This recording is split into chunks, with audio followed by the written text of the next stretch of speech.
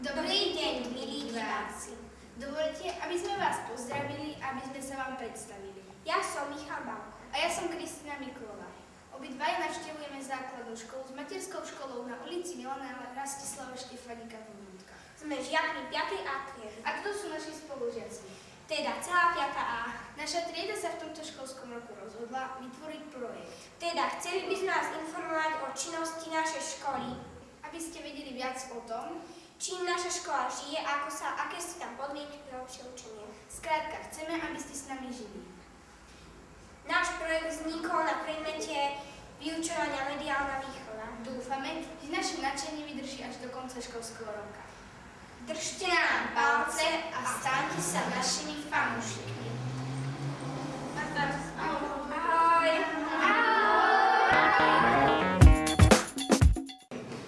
Čiže to je taký ten základ. Najprv teda si musíme vybrať, akú tému ideme robiť a potom musíme strašne veľa telefonovať, preto mám aj telefóny so sebou, keby náhodou niečo sa dialo, tak sa ospravedlňujem a musel by som možno že aj odísť. A dúfam, že nič také sa neudeje. Tak práve toto je ten dôvod, že stále musíme telefonovať, zisťovať, obvolávať ľudí a obvolávať najmä tých respondentov. Kto je to respondent, viete? Neviete? Povedzme, je to ten, keď vidíte v televíznych novinách v reportáži, že odpovedá na nejakú otázku nejaký politik, tak on je... Zaujíma vás to? Áno. Dobre. Keď vidíte, že odpovedá napríklad na nejakú otázku nejaký politik, tak v tej chvíli on je tým respondentom. To znamená ten, ktorý odpovedá. Čiže respondent je ten, ktorý odpovedá. Dobre? To si zapamätajte.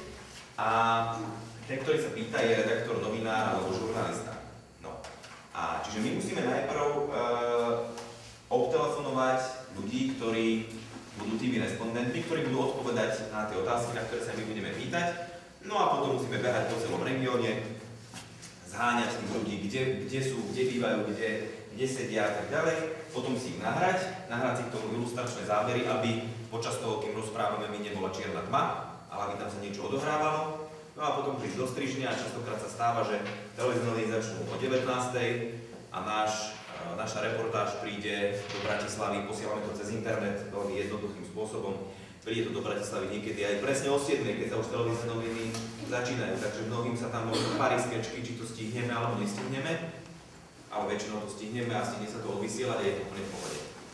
No čiže ten deň naozaj je náročný, plný udalostí a môže sa stať, že venujem sa nejakej téme, ale v polovici tej výroby sa udeje niečo, čo je dôležitejšie alebo čo je zaujímavejšie a moji šéfovia z Bratislavy povedia, už nerob to, čo si robil doteraz, ale choď robiť to druhé, čo sa stalo teraz.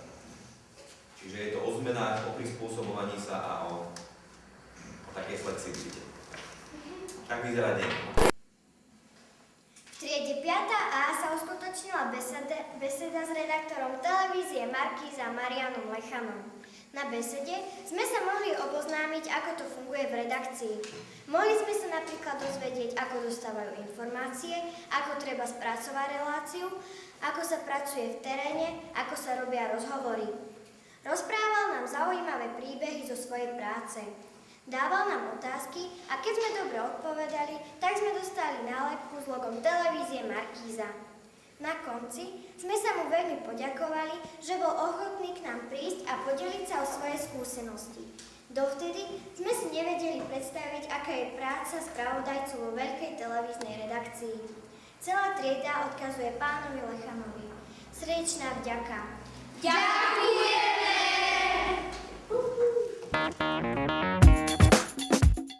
Dnes vám predstavíme projekty, ktoré vznikli na hodine anglického jazyka, dejepisu, geografie a biológie.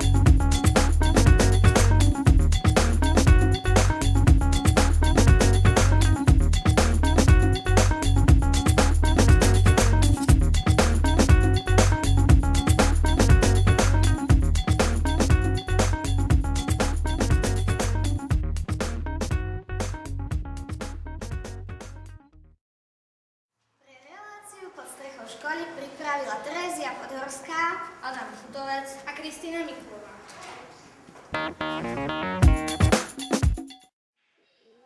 Dnes sme sa rozhodli navštíviť aj najmladších žiakov našej školy, prváčikov.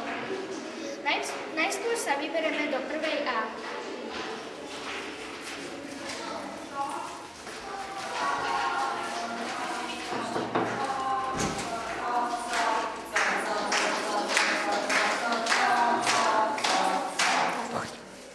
Pekne vítam. Dobrý deň.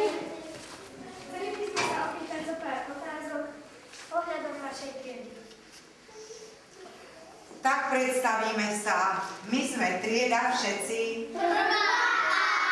Kto vás učí? A teraz naraz. Pani. Máte ďalšie otázky? Ako sa vám páči na tejto škole? No, nebudeme hovoriť dobre, prihlási sa. Niekto, kto nám povie.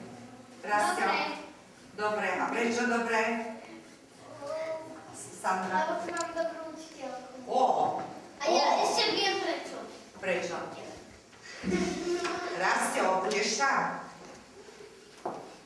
Tak prečo ešte radi chodíte? Čo tu máme?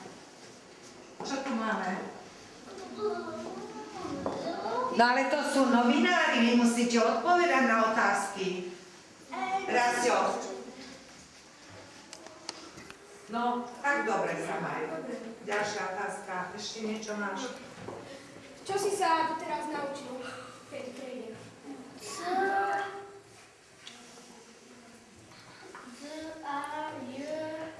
No, písmenka. A matematika. A tešíš sa do druhej triedy? To čo je? Áno. To je zatiaľ všetko.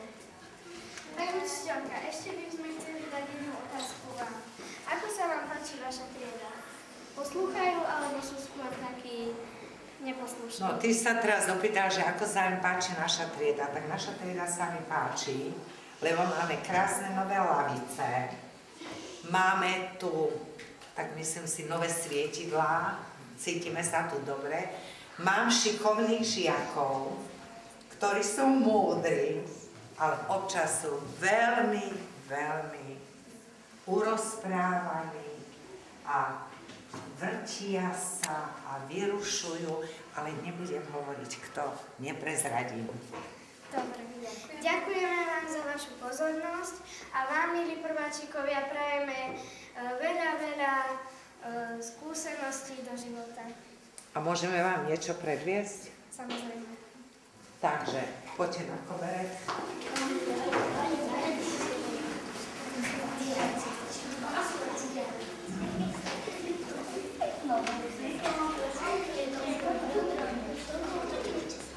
No, pretože my máme teraz hudobnú výchovu. A hudobná výchova je vlastne posledná hodina, kde už pani učiteľka je hlasovo úplne vyčerpaná. Ale to ma samozrejme neospravedlňuje. Takže my vám na začiatok tejto hodiny pustíme pesničku aj s tančekom.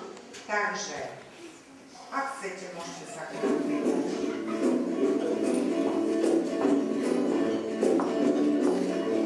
Ja som vaša kamoška, Rafaela Slonoška. Mám červené ponožky a patrím medzi stonožky. Rafaela, Rafaela, Rafaela Slonoška.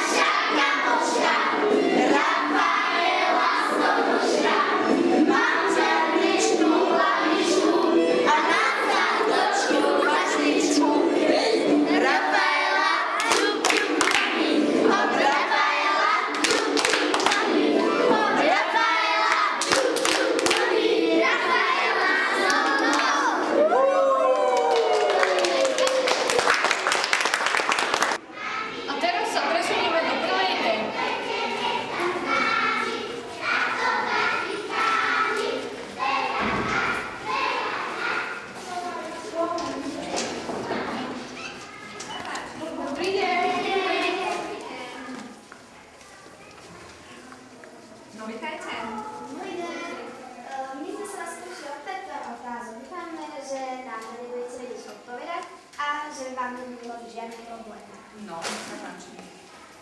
Deti, páči sa vám na našej škole? A našli ste si nejakých nových kamarátov? A čo, máte dobrú pešteku? Čo ste sa už naučili? Naučili sme sa už niečo? Naučili sa. Ale naučili sme sa aj hlásiť, však? No, takže keď chceme odpovedať na otázku, tak musíme zdvihnúť ručičku, však?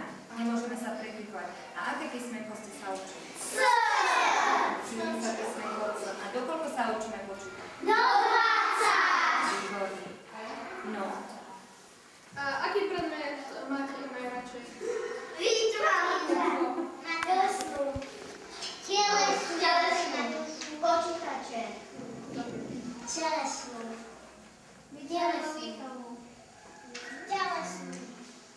Tělesný.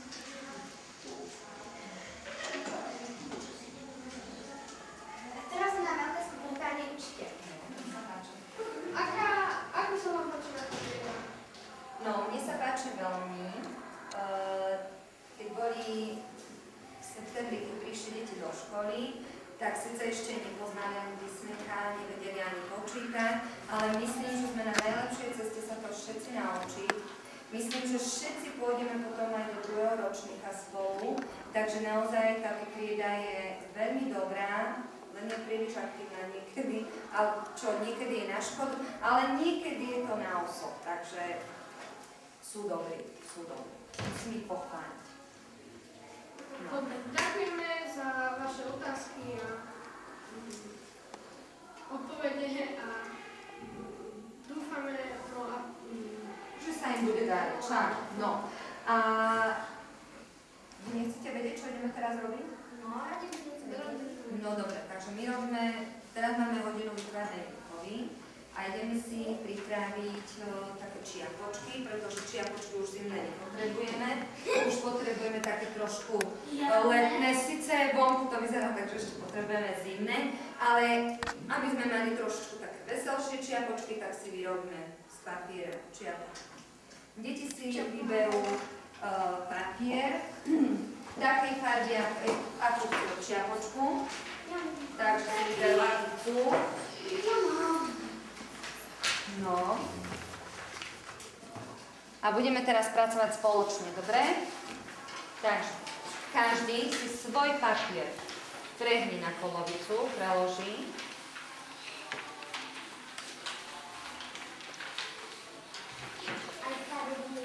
Áno, farebný.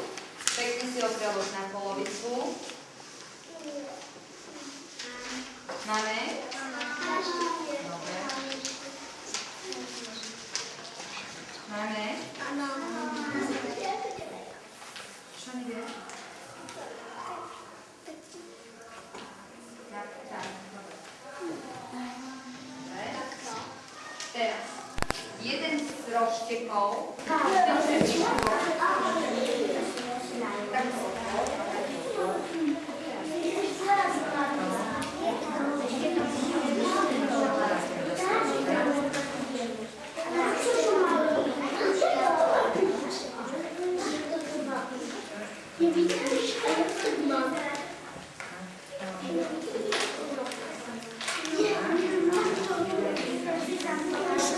Dáš si tam lepidlo a pekne prilepíš na čiapku. Ona sa potom ani nepohne už, hej? A z druhej strany to isté. Na roštek nanesieš lepidlo, požičaš si od tvárky, dobre? Nanesieš lepidlo, prilepíš. Kto nemá lepidlo, požičia si od svojho spolužiaka. Samozrejme, že si vypýta akože a používa čarovné Slovíčka. Tak, presne tak. Áno. Trojuholník. Hej, áno.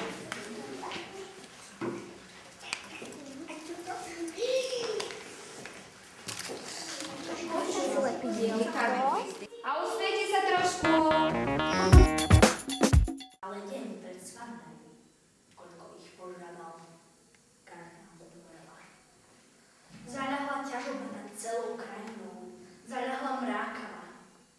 K studničke chodili nad synom tí stanky uplakávať. Žiarili nad nimi vrby i olivy, nad ľuďmi smutnými. Len tu raz neznámy. Zem pod nohami bola príjemne teplá od slnka. Po dvore chodila starostlivá hus s húsatkami. Boli žlté a páperovo hebké. Usilovne zobali jarnú trávičku. Keby sa dievčatko nebálo ostražitej starej husy, hneď by si jedno vzalo do rúk a pritislo si ho líčkami. Od stenia ubehlo dievčatko na cestu. Bola biela od prachu. Pod ňou za zábradlím tiekla rieka. Voda v nej bola modrá až zelenkavá a tiekli po nej biele šupinky pedy. Bola taká priezračná, že dievčatko v nej videlo aj biele zvariačiky medy. Za riekou sa ozval plný... Isto ste zvedaví, ako skončilo školské kolo Vajanského Martina. Prvý stupeň, kategória próza. Prvé miesto Terezia Perašinová, 3. B. Druhé miesto Viviana Skalická, 2. B. Tretie miesto Barbara Matulová, 2. B. Kategória poézia. Prvé miesto Porota neudelila. Druhé miesto Zuzana Valová, 4. A. Tretie miesto Dominika Rohoňová, 4. B. Na druhom stupni v kategórii 5. 7. ročník poézia. Na prvom mieste Oliver Drengubiak, 5. A. Na druhom mieste Katarína Pišná, 7. B. Na treťom mieste Tomáš Derži, 7. A. Próza. Na prvom mieste Monika Sereková, 7. B. Na druhom mieste Tereska Chromeková, 7. B. Na treťom mieste Viktória Čajková, 6. A. Na druhom stupni v kategórii 8. a 9. ročníka poézia. Prvé miesto Alžbeta Motiková, 8. B. Druhé miesto Tatiana Bartková, 9. B. Tretie miesto Denis Vršan, 8. B. Próza. Prvé miesto Miroslav Hnilica, 9. A. Druhé miesto Janka Mažbutová, 8. B. Tretie miesto Porota neudelila.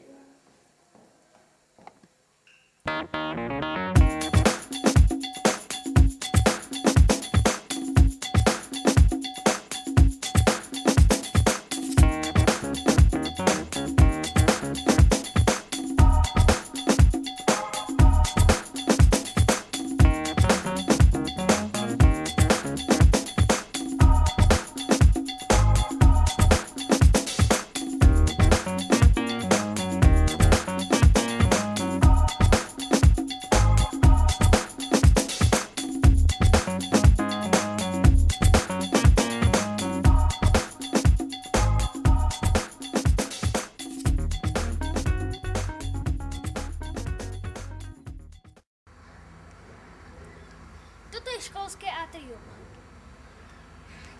Máme úlohu pre všetkých žiakov našej školy, aby vymysleli, na čo by sa dalo toto atrium použiť. Nech hlasujú. Môžu napríklad povedať, že by tu chceli mať ihrisko alebo niečo také. Všetky návrhy sú dobré. Toto atrium by sa mohlo zmeniť.